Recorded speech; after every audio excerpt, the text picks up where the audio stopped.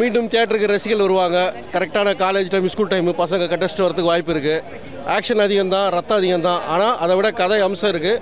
முக்கியமாக பாலியல் பலாத்காரம், கொள்ளைகள், இந்த இதெல்லாம் அது வந்து எப்படி நடக்கக்கூடாதுன்றதை இப்படி நடத்த வச்சு கற்பனையில் காமிச்சிருக்காங்க.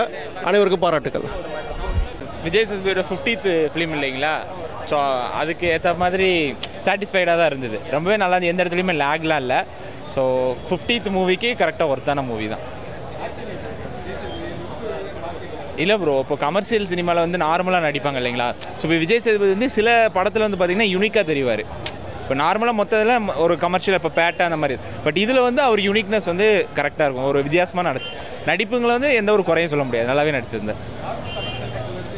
நார்மல் கமர்ஷியல் மூவி தான். பட் ஆனால் அந்த கமர்ஷியல் மூவிங்கும் போது 5 ஃபைட்டு 5 பாட்டு அந்த மாதிரி இல்லாமல் இது கொஞ்சம் த்ரில்லராக இன்னும் கொஞ்சம் டிஃப்ரெண்ட்டாக இருக்கும். நம்ம தமிழ் சினிமாவில் இந்த மாதிரி ஒரு ஸ்டோரி வந்து பார்த்திங்கன்னா இந்த மாதிரி ஒரு ட்விஸ்ட், இந்த மாதிரி ஒரு த்ரில்லர் வந்து கொஞ்சம் டிஃப்ரெண்ட்டாக இருக்கும்.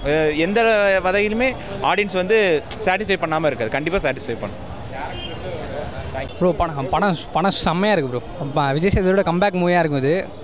நான் இது எப்படி சொல்கிறது, எப்பயுமே விஜய் சேது ஒரு கடைசி 10 படமாக ஒரு ஆவரேஜ் தான் கொடுத்துருந்தார்.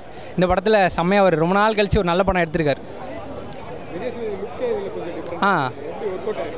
சூப்பராக இருக்கட்டும். அந்த லுக்கு அதுக்கு அந்த மூவிக்கு அடாப்ட் ஆகிருக்கு. அதுக்கேற்ற மாதிரி அவர் நடிச்சிருக்காரு. ரொம்ப நாள் கழிச்சு ஒரு பழைய விஜய் சேதுபதி பார்த்த ஃபீல் கிடைக்குது. மம்தா மோகன்தாஸ் பெருசாக அவங்க ரோல் பெருசாக இல்லை. ஒரு 10 மினிட்ஸ் 5 மினிட்ஸ் தான் வராங்க. சப்போர்ட்டிங் கேரக்டர் ரோல் கூட இல்லை. டேரக்டர் நித்திலன் அவருக்கு தான் நிறைய கிரெடிட்ஸ் தரணும். அந்த ஸ்க்ரீன் ப்ளே தான் படத்தை ஸ்டார்டிங்கில் எடுத்ததும் சரி, முடியும் போது சரி, அந்த ஸ்க்ரீன் ப்ளே எங்கேயுமே மிஸ் ஆகாமல் எங்கன்னா கொஞ்சம் படம் இதாக பண்ணால் புரியாமல் போயிருக்கும். ஆனால் எல்லா ஆடியன்ஸுக்கு புரியுற மாதிரி க்ளீனாக எடுத்திருக்காரு. எடிட்டருக்கும் பெரிய கிரெடிட்ஸ் தரணும். எல்லாருமே ஃபேமிலி ஆடியன்ஸில் எல்லாருமே பார்க்கலாம். செம்மையாக இருக்கும். ஒரு டீசெண்டான சஸ்பென்ஸ் த்ரில்லர். ரொம்ப எதிர்பார்த்துலாம் வரதில்ல. சூப்பராக இருக்கானா இல்லை எல்லாருக்குமே பிடிக்கும். ஸ்க்ரீன் ப்ளே அவங்க பார்த்து இது இப்படியா அப்படின்னு செம்மையாக இருக்கும். கமர்ஷியல் மூவின்னு சொல்ல முடியாது பிரதர். கமர்ஷியல் மூவி தான். அதில் வந்து ஒரு பெரிய ட்விஸ்ட்டு ஒன்று வச்சுருந்தாங்க. 2 ட்விஸ்ட்டு. அது ரொம்ப சாட்டிஸ்ஃபைடாக இருந்துச்சு. சும்மா கொண்டு போயிட்டு வில்லனை வந்து காலி பண்ணிட்டா படம் முடிஞ்சிச்சு அப்படின்னு இல்லாமல் அதை கொண்டு போய் கரெக்டாக கனெக்ட் பண்ணாங்க. அது ரொம்ப நல்லா இருந்துச்சு. ஆடியன்ஸ்க்கே ஒரு இவனை கொன்னா எப்படி கொல்லணும், இவனை எப்படியாவது கொன்றணும் அப்படின்ற ஒரு ஃபீலை கொடுத்துட்டாங்க.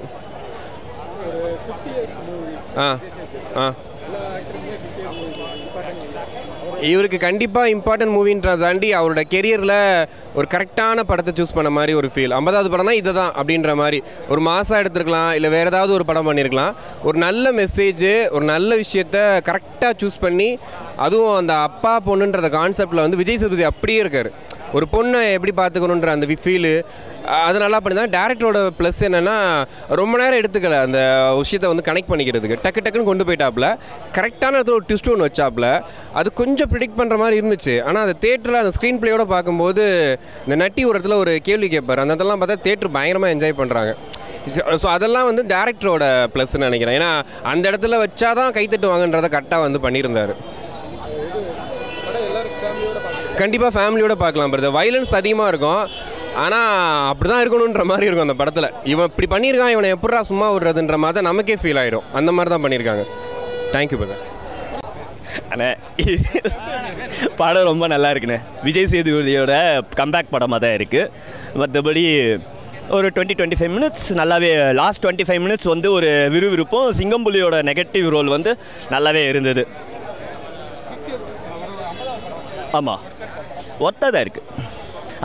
அந்த டிஃப்ரெண்ட் கேரக்டர்ஸ் அவருடைய டிஃப்ரெண்ட் கேரக்டர்ஸில் நடிச்சிருக்காரு. இது ஒரு டிஃப்ரெண்ட்டாக 50th ஒர்த்தான ஒரு கதைக்களத்தை அவர் செலக்ட் பண்ணியிருக்காருங்கிற மாதிரி தான் எனக்கு தெரியுது.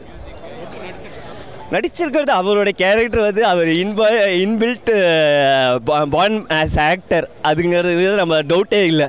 அவரோட செலெக்ஷன் ஆஃப் மூவிங்கிறதும் நம்ம கேட்கறது தேவையில்லை. அதுக்கேற்ற மாதிரி இருக்குது. இல்லை எல்லாருமே நட்டுலேருந்து இவர் கேமராமேன் நட்டுலேருந்து சிங்கமூலிலேருந்து எல்லாருமே நல்லா ஒரு கேரக்டர்ஸ் எல்லாரையுமே கூட்டிகிட்டு வந்திருக்கிறது அந்த ஒரு படத்துக்கு இன்னும் ஒரு பலம் தான். தேங்க்யூ. படம் ரொம்ப பெஸ்ட்டாக இருக்குது. விஜய் சேதுபதி 50வது மூவி ரொம்ப நல்லா பண்ணிடுறாரு. இது வரைக்கும் பண்ணாத ரோல் பண்ணிடுறாரு. அப்பா பொண்ணு கேரக்டரு.